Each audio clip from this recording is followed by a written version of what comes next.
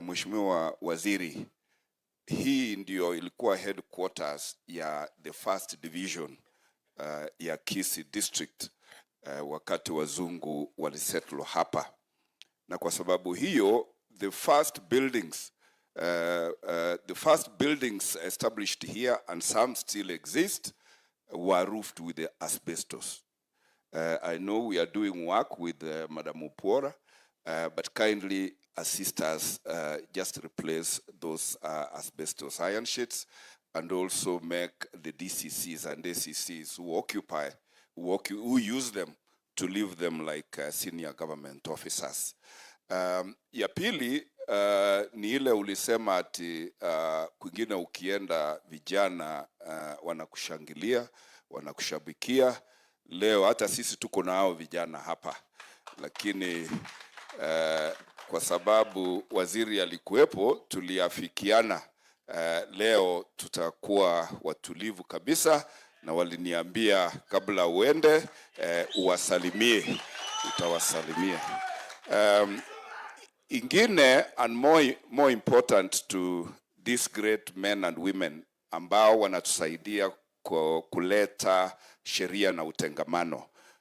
Hawa ni watu wanafanya kazi ngumu sana to combat crime in a very challenged economy. These men and women go beyond their ordinary call of duty. Na mimi naomba hata kama sisi wote wa serikali tuko under SRC, these are the people who are where the rubber meets the road in administration, and we really need to appreciate them. Na hata wewe kwa budget yako tengeneza one time some holiday, at least 1 or 2 weeks holiday, watembe hata Mombasa, as part of an appreciation by the country for the great work these people are doing. Na kwa niaba ya Nyamira Sub County, Nyamira South, Mheshimiwa Waziri, sisi tumejenga afisi za ACC, tumejenga afisi za polisi, na tumejenga pia ofisi za chiefs and I think we will renovate assistant chiefs. We were lucky, 2 of our locations were operationalized, but not fully. Ile tunangoja tu ni authority to employ, so that my chief na my assistant chief were recruited for those administrative units, ili we get value for the investment we have made there. And I will urge you to make time also to come and officially commission those government structures that we've put up in Nyamira South Sub-County, ndio wananchi wapate matunda ya kodi yao ambao tulipewa hapa. Very finally, kwa sababu I'm a regular visitor to your offices and my cases are very well known to you, ile tu ninataka kuomba, na hii ni kwa watu wote wa Jamhuri ya Kenya. Pesa ya CDF imechangia sana kudevelop constituencies, lakini hiyo pesa, hiyo fund iko hatarini kwa sababu mahakama za nchi zimeiharamisha, na sisi kama bunge tuliamua tutaiweka katika katiba ya Kenya.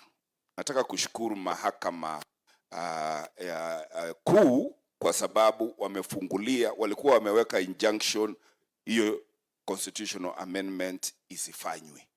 Sasa wamelegeza kidogo, wamesema tufanye, tumalize, lakini tusipelekee rais wa nchi kuweka sahihi hiyo constitutional amendment. I am urging those advocates waliokuwa katika hiyo kesi bado wafanye application kureview hiyo order, mahakama zetu zivacate hiyo constitutional amendment ya Wakenya peke yao wajiamulie. Kama wataki CDF iondolewe, kama wakiamua wanataka CDF wapewe CDF.